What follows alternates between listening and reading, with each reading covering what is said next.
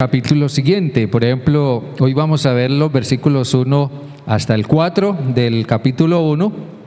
Usted puede durante esta semana leer, estudiar, meditar en los versículos desde el 6 hasta el 26. Hágalo durante esta semana, de tal manera que venga como con una expectativa o una disposición ya que le haya, traído la lectura del texto bíblico para estar aquí en la predicación de cada domingo.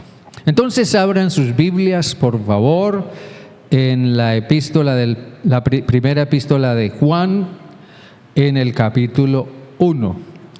Si usted tiene su Biblia en el celular, magnífico, abra su celular. Pero si no la tiene en su celular, por favor, apague su celular.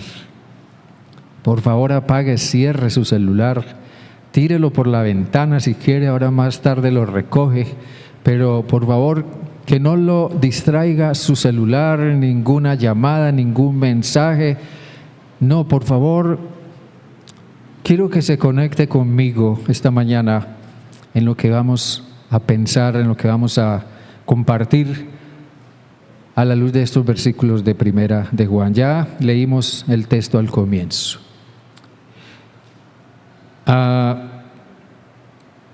Yo quiero esta mañana, a la luz de estos primeros 4 versículos de Juan, quiero hablar acerca de una realidad. Y quiero hablar del hecho de que lo que es real, ya sea material o espiritual o aún moralmente, pero lo que es real dentro de su campo. Y Juan nos habla aquí de una realidad, nos habla de la realidad del verbo de vida, el verbo de vida, así lo llama la Reina Valera. Y yo quiero esta mañana hablar de la realidad tangible del verbo de vida, la realidad tangible del verbo de vida.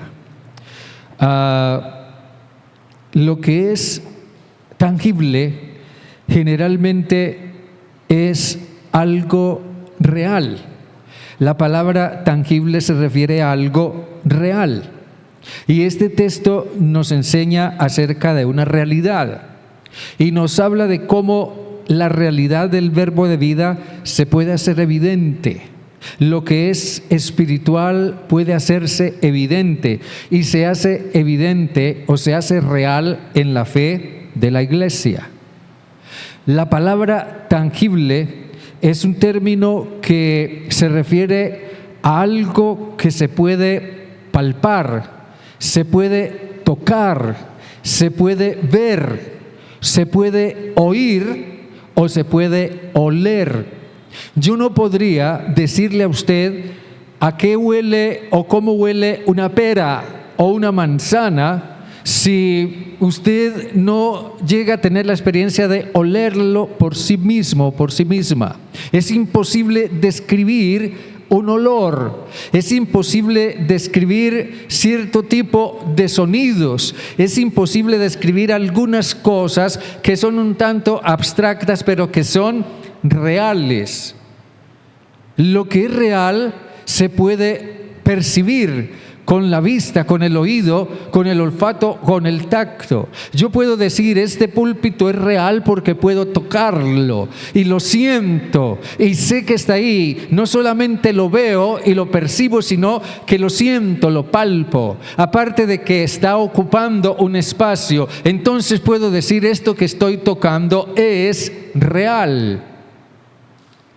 En esta parte introductoria de Primera de Juan, se percibe, diría yo, en el fondo del pensamiento del apóstol, de esta reflexión que él hace, una preocupación. Hay una profunda preocupación en él. Al parecer él quiere comunicar algo, él quiere dejar algo en claro y quiere asegurar algo pertinente al personaje que él tiene en mente. Y esto se hace evidente en la expresión que él usa cuando dice o cuando habla de lo tocante al verbo de vida.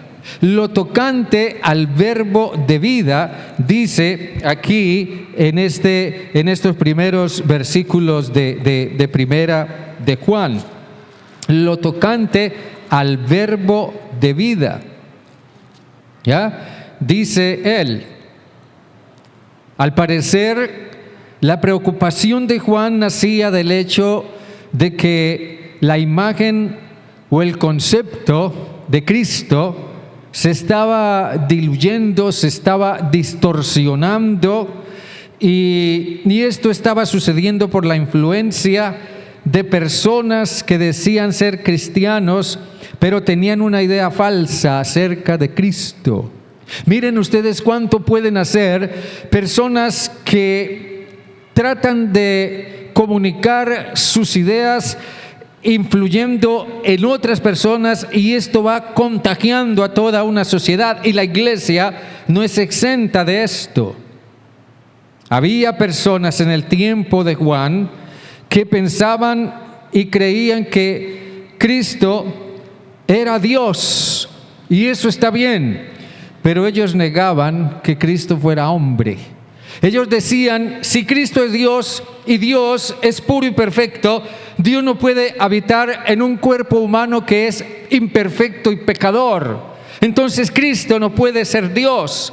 Y eso decían ellos. Cristo es Dios, pero no es hombre. Solamente parece ser hombre. Da la impresión de ser hombre. Esa era una idea muy rara, pero era lo que ellos decían. Y esa idea fue promovida o comenzó a denominarse como el gnosticismo, el comienzo del gnosticismo, que es contra lo que Juan presenta una fuerte refutación aquí en su epístola. Entonces estas personas, a raíz de esa idea que tenían de Cristo, desarrollaron una forma de pensar, desarrollaron una moralidad y desarrollaron un estilo de vida según la idea que tenían de Cristo. Y ellos pensaban que si Cristo era nuestro Salvador y lo aceptábamos como tal porque Él era Dios y llegaba a morar en nosotros, nuestro cuerpo seguía siendo igual de malo. Entonces, si bien soy salvo, eso ya está asegurado, entonces puedo usar mi cuerpo y darle a mi cuerpo los gustos que quiera, porque ya Cristo lo salvó. Entonces puedo vivir inmoralmente, puedo darle todo el desenfreno que mi cuerpo me exija o mi mente me exija, porque ya Cristo me dio la salvación. Y Juan sabía que si esa idea no era corregida, la iglesia caería en el mismo estilo de vida. De una forma u otra, nuestra vida, su vida, la vida de cualquiera de nosotros reflejará la idea y el la idea y el conocimiento que tengamos de Cristo. Eso se reflejará en cómo usted vive, en lo que usted hace, en lo que usted piensa, en lo que usted practica, o quizás en lo que usted predica, o en lo que usted deje de hacer. Juan presenta al verbo de vida, como él lo llama, como una realidad tangible, como una realidad que puede verse, oírse, palparse, sentirse. Esa realidad, dice Juan, se hace evidente solamente en la fe de la iglesia, en lo que la iglesia cree, en lo que la iglesia practica, en lo que la iglesia hace y en lo que el creyente cristiano cree, practica y hace. La realidad tangible del verbo de vida se hace realidad en la fe de la iglesia. No meramente en una fe confesional. Una fe confesional simplemente da por hecho de yo pertenezco a una iglesia, pero no reflejo nada de lo que supuestamente debiera reflejar según se espera de la iglesia. Eso es una fe confesional. Una fe confesional tampoco se refleja en una fe verbal, una fe que simplemente dice, sí, yo soy cristiano, pero no reflejo mucho de lo que es ser cristiano. Tampoco se refleja en una fe mística, en algo que yo he interiorizado o que desde una perspectiva subjetiva yo he asumido espiritualmente. Jesús no es Jesús sacramentado, ni es el Jesús del Santísimo. Jesús es un Jesús real. Ninguna de estas formas de fe reflejan a un Cristo real, a un Cristo palpable. El Cristo, el Verbo de vida, se hace real en la acción de vida de la iglesia, en la vida que la iglesia anuncia, en la vida que la iglesia vive, en la vida que la iglesia practica. La expresión verbo de vida destaca una acción, porque Dios es un Dios de acción. Verbo de vida destaca la acción de Dios en su revelación. La revelación de Dios ha sido progresiva desde el comienzo de la historia, pero la revelación de Dios tuvo un punto de culminación en Cristo Jesús. Así que el verbo de vida o la expresión verbo de vida destaca la acción de Dios en su revelación suprema a los hombres por medio de su Hijo Jesucristo. Jesucristo es la cúspide, es el punto máximo, es la expresión máxima de la revelación de Dios. Ahora bien, la Nueva Traducción Viviente traduce la expresión verbo de vida como palabra de vida, y ambas traducciones son válidas porque la palabra verbo es lo mismo que vida. Al fin de cuentas vienen de la misma palabra griega logos, que significa palabra. Así que Jesús como verbo de vida es la palabra de vida. Jesús mismo en su persona, en su ser, es la palabra última de Dios, es la última palabra de Dios, y como tal es la acción de Dios encaminada a traer vida, encaminada a la vida, encaminada a promover la vida. Jesús como verbo es el último paso en la acción de Dios para traer vida eterna. No hay ya más posibilidades, no habrá más opciones, no habrá más oportunidades ni lugar para tener vida eterna. Jesús es la última expresión de Dios en su revelación para traer vida eterna. Por eso Dios en Cristo muestra su amor y su gracia. Verbo es acción. El término verbo es acción. Un verbo implica acción. Y en este caso es acción de Dios encaminada a la vida. Pero Dios procuró que su amor y su gracia fueran tangibles, fueran palpables, fueran visibles, fueran audibles, que se pudieran ver y se pudieran tocar.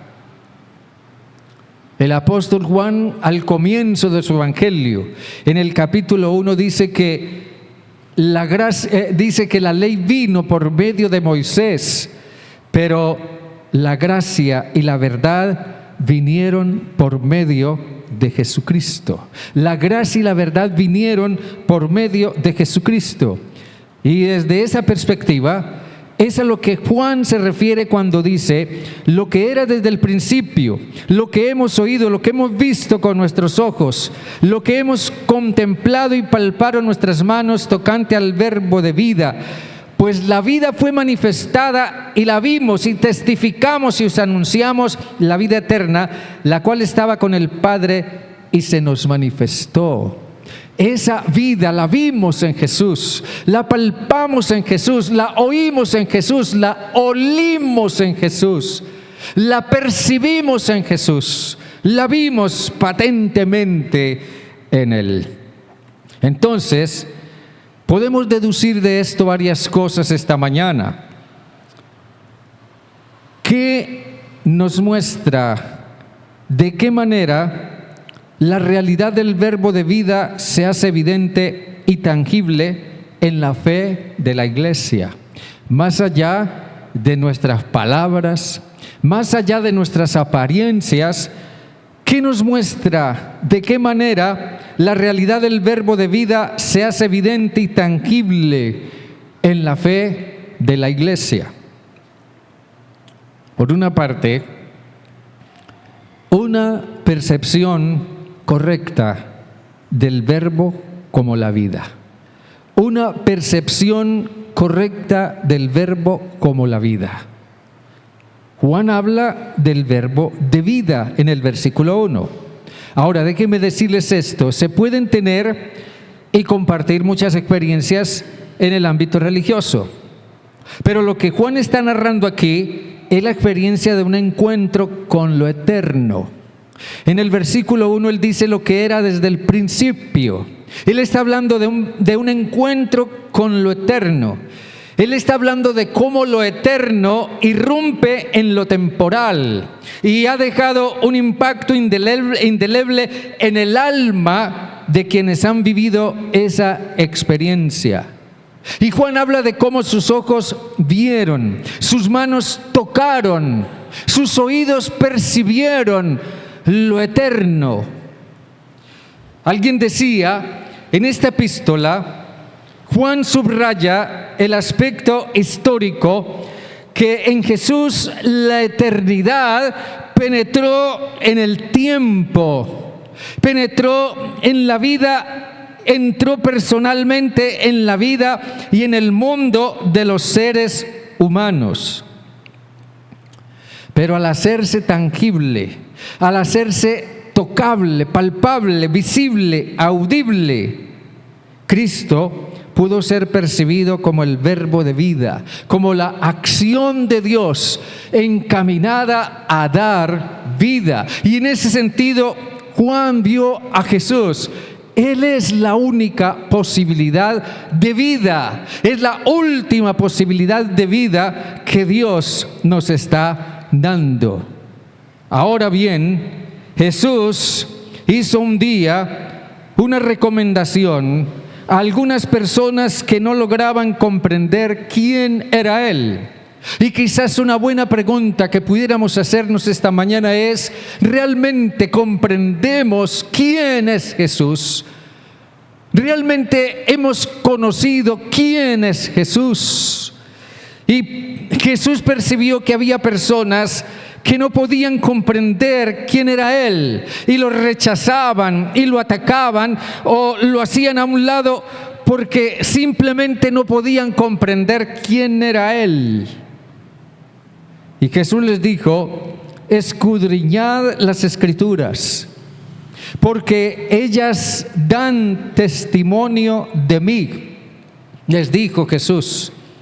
Lo que las Escrituras dicen de Jesús es que Él era un hombre.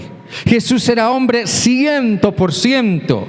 Pero más allá de eso, Jesús también era Dios. Jesús era hombre, pero también era Dios 100%.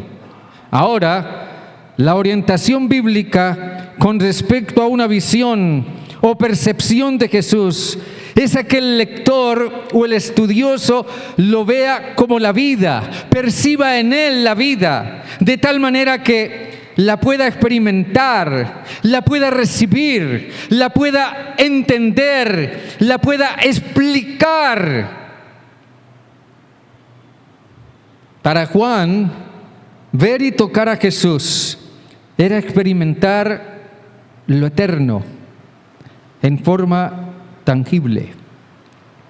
En Juan, aquí en su primera epístola, tanto como en su evangelio, es sumamente dominante el concepto de vida. Juan siempre está hablando de la vida. Al principio de su Evangelio, Juan dice que en Jesús estaba la vida. En Él estaba la vida.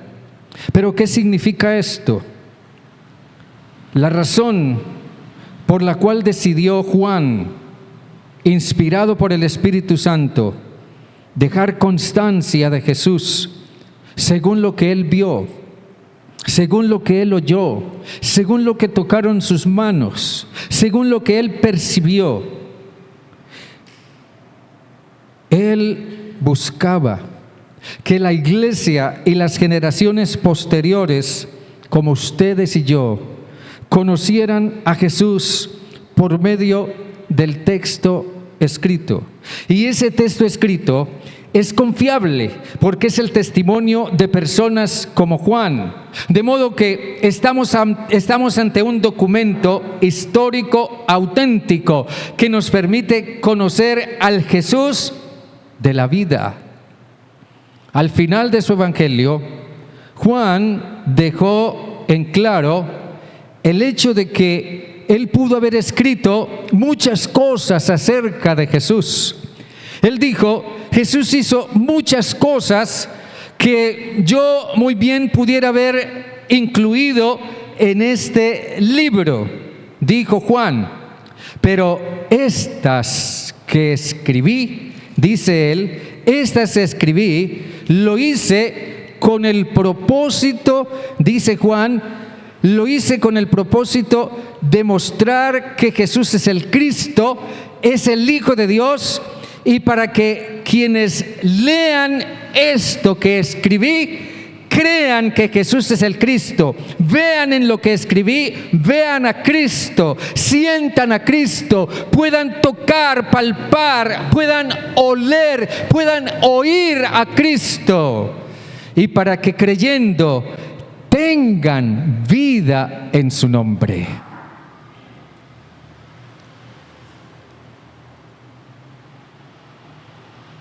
El Cristo que nos llega hoy a nosotros es el Cristo del texto histórico.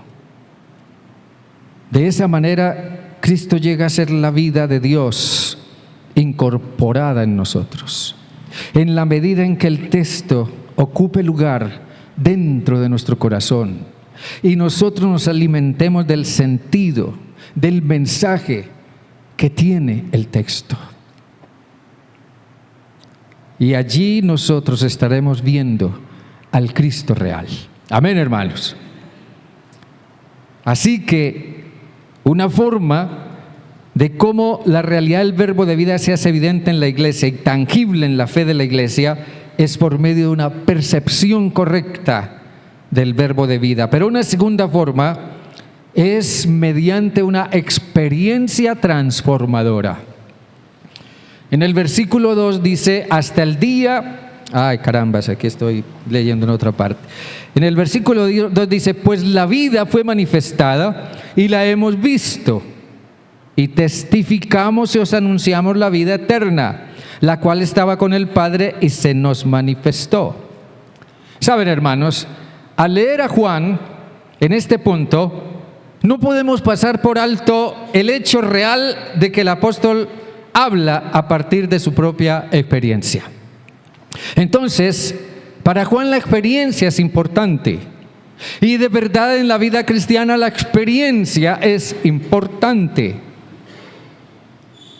La interacción de Juan, esa interacción tangible, dinámica con Jesús, oyéndolo, viéndolo, palpándolo, sabiendo que la realidad de lo eterno estaba ahí presente, la realidad abstracta de lo eterno estaba ahí presente ante sus ojos. Para Juan eso era importante, y esa interacción con ese Jesús tangible, con esa eternidad tangible ante sus ojos, le trajo una profunda transformación. Los evangelios generalmente usan expresiones, a veces pequeñas frases u oraciones para decir algo de un cierto personaje, que cuando uno lo medita resulta que dice mucho más de lo que uno pensaría. Jesús dijo un día, refiriéndose a Juan y a su hermano Jacobo, dice en el Evangelio de Marcos, que Jesús un día los llamó o los apellidó o les puso un sobrenombre y los llamó Boanerges. Boanerges, dice Marcos 3:17, que a Juan y a Jacobo Jesús los llamó Boanerges. Una cita un tanto perdida del Nuevo Testamento, pero que aquí reviste para nosotros una gran importancia. Este calificativo no es casual, es el resultado de la observación de Jesús en la vida y en el carácter de estos dos hombres. Porque Jesús observa, analiza y conoce la vida y el carácter de todos los hombres, dice el mismo evangelista Juan, y por tanto conoce mi vida y conoce mi carácter. Y es un tanto enigmático tal vez que Jesús usara esa palabra, que es de origen caldeo y que literalmente significa hijos de conmoción. Hijos de conmoción. Juan y Jacobo eran personas que generalmente actuaban compulsivamente y causaban grandes conmociones en las relaciones interpersonales.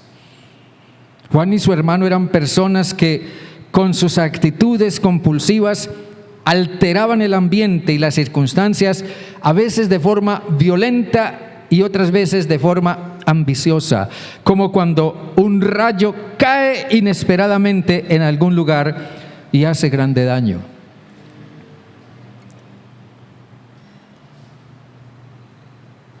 Señor, le dijo un día Juan a Jesús, cuando tú vengas en tu reino, quiero que me sientes a mí y a mi hermano a tu izquierda y a tu derecha. Conviértanos en los personajes más importantes en tu reino. Y ellos hicieron eso a espaldas de los demás compañeros discípulos de Jesús.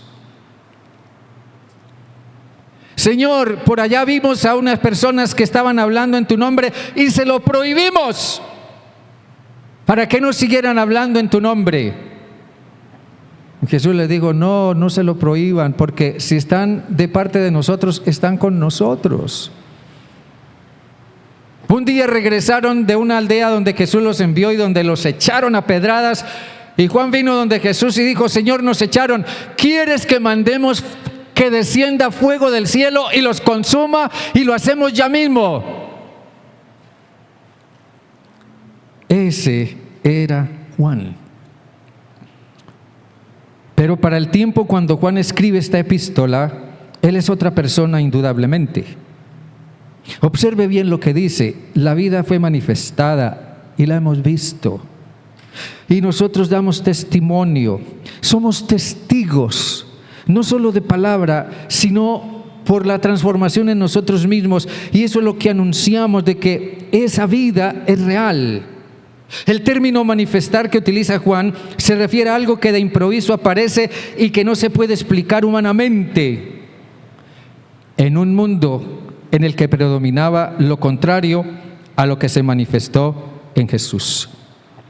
Si pudiéramos parafrasear las palabras de Juan, podríamos decirlo de esta manera: en el Jesús que yo conocí, pude discernir que allí estaba la vida que yo no tenía.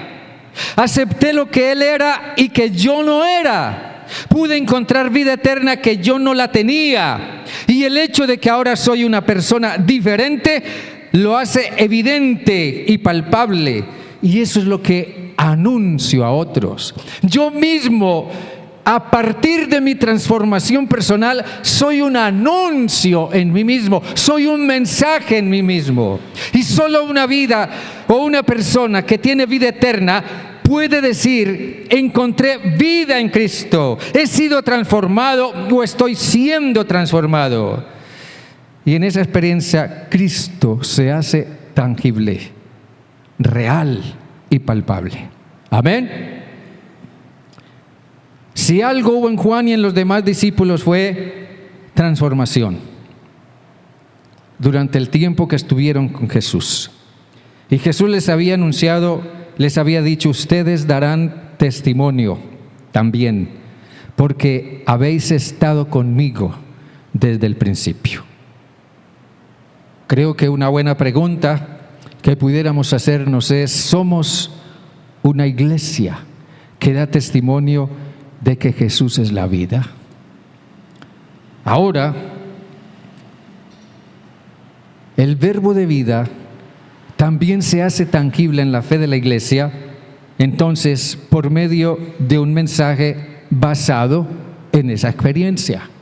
En la primera parte del versículo 3, Juan dice: lo que hemos visto y oído, eso os anunciamos.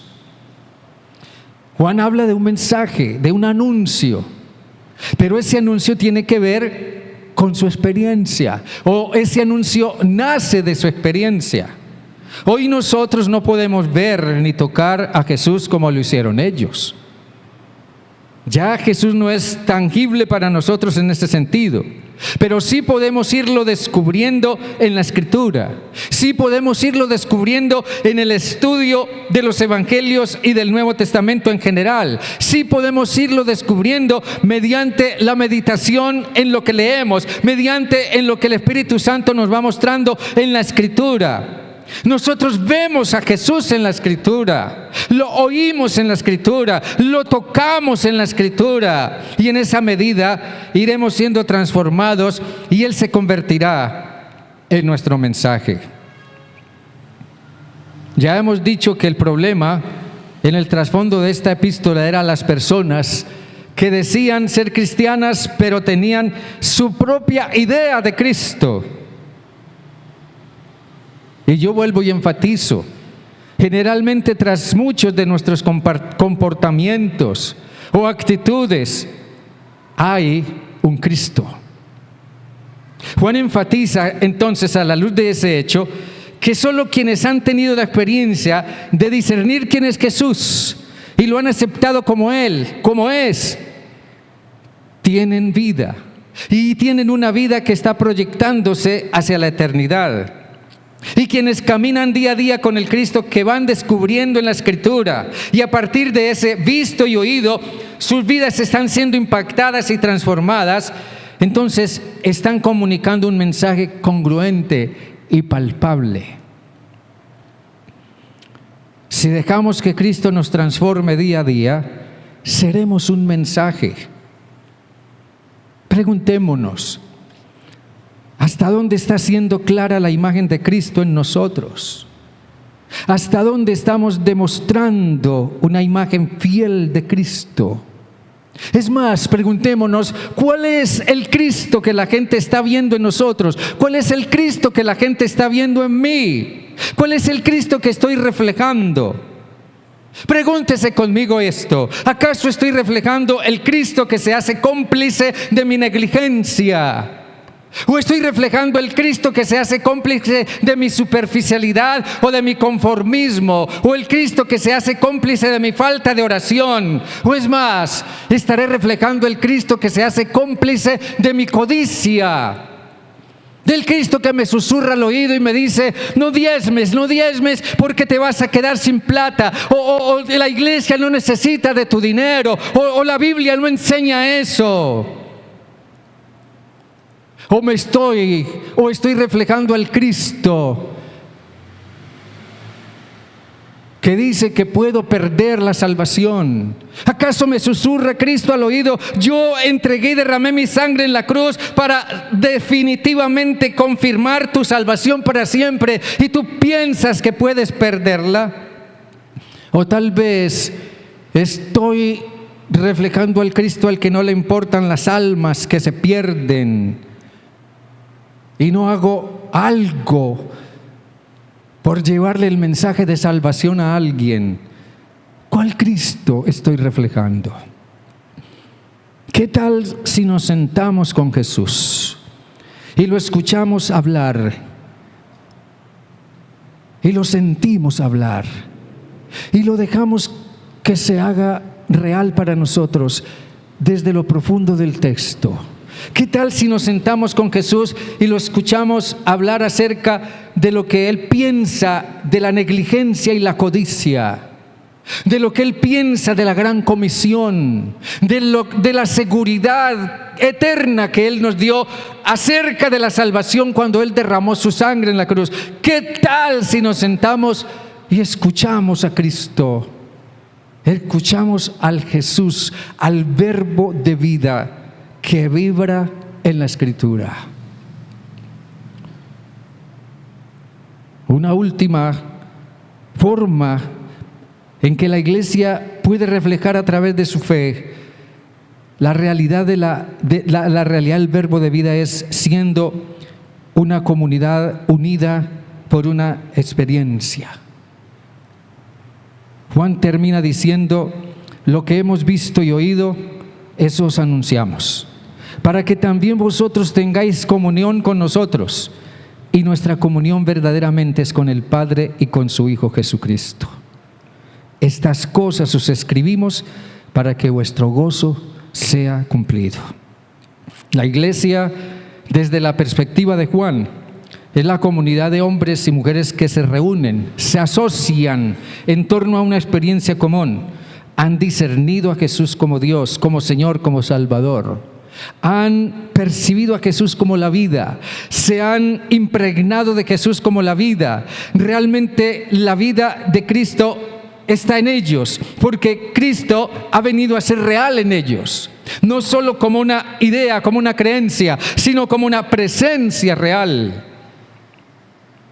Las primitivas comunidades cristianas fueron influyentes y se hicieron creíbles porque ellos anunciaban un mensaje congruente, ellos anunciaban un mensaje palpable, ellos anunciaban a un Cristo que se podía ver, ellos proclamaron: Cristo es el Señor, y poco tiempo después estaban siendo crucificados por haber dicho eso.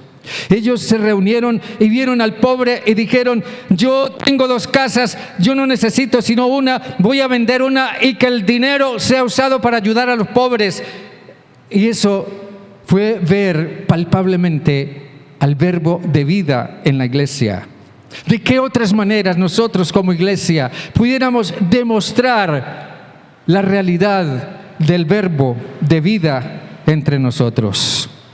Hermanos queridos, en la Iglesia a la que Juan le escribe, todos decían la misma cosa, todos mantenían los mismos principios, todos vivían de la misma manera. En lo esencial había armonía, según nos relata Lucas en el libro de Hechos, en el capítulo 2. Así que, a la luz de primera de Juan, la única manera de hacer un impacto en el mundo es proclamar unánimemente la realidad del Verbo de vida, la realidad de nuestro encuentro con Él, la realidad de que en verdad Él ha venido a hacer vida en mí, la transformación de mi vida por mi encuentro con el Verbo de la vida, la seguridad de la vida eterna, porque en el Verbo de la vida se consumó mi salvación en la cruz, el quehacer de la Iglesia, porque el Verbo de vida que vive en mí se manifiesta a través de mi estilo de vida, a través de mi espíritu de servicio o mi actitud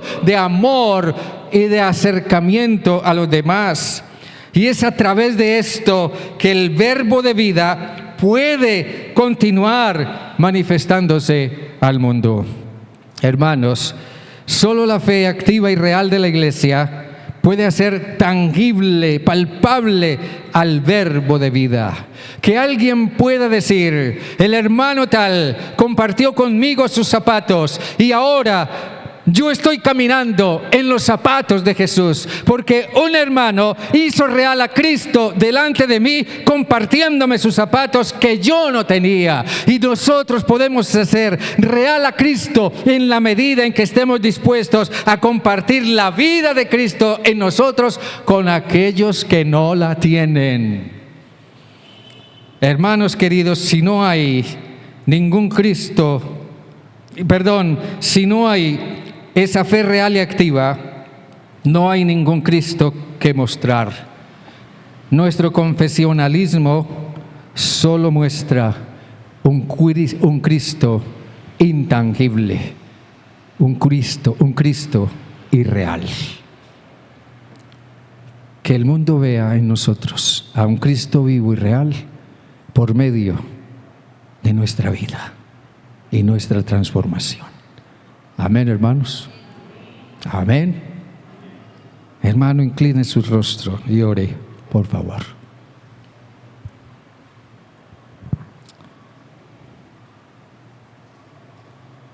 Dios bueno.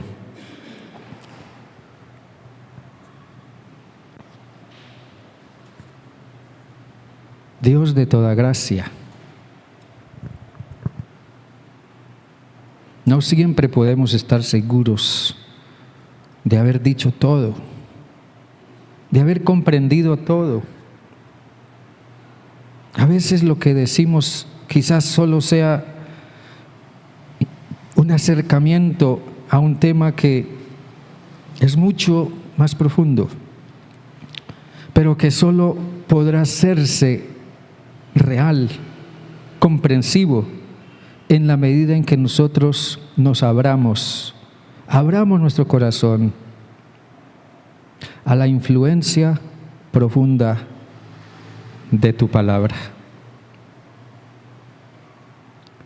que nos haga ver cuánto en realidad nos falta, que no podemos pensar que ya llegamos o que ya somos lo que debíamos ser. Lo más probable es que no sea así. Pablo mismo examinó su vida y dijo: yo todavía no llego, yo todavía no soy perfecto, todavía me falta mucho por recorrer, me falta mucho por conocer, me falta mucho por profundizar. Y nosotros no somos la excepción. Vivimos en un mundo lleno de influencias, de ideas espirituales, teológicas, aquí y allá, que nos bombardean y que nosotros llegamos a pensar, esa es la verdad, pero muchas veces no nos hemos sentado con Jesús para escuchar y saber de Él qué es lo que Él piensa, qué es lo que Él dice. Si no, entonces, ¿por qué tenemos el Nuevo Testamento si no es para ver en Él a Jesús, para andar con Él, para orar con Él, para meditar con Él, para escucharle a Él? Ayúdanos, Señor, a ser congruentes en nuestra fe, a examinar nuestro corazón a la luz de lo que Jesús nos haga ver en su palabra. Dios eterno, que podamos de veras ver, palpar, sentir al Jesús de la Escritura y escucharlo hablarnos, y que Él toque nuestro corazón y nuestras vidas allí y de la manera en que solo Él puede hacerlo. Yo te alabo, Dios. Ministra tu palabra en nuestros corazones por tu Santo Espíritu.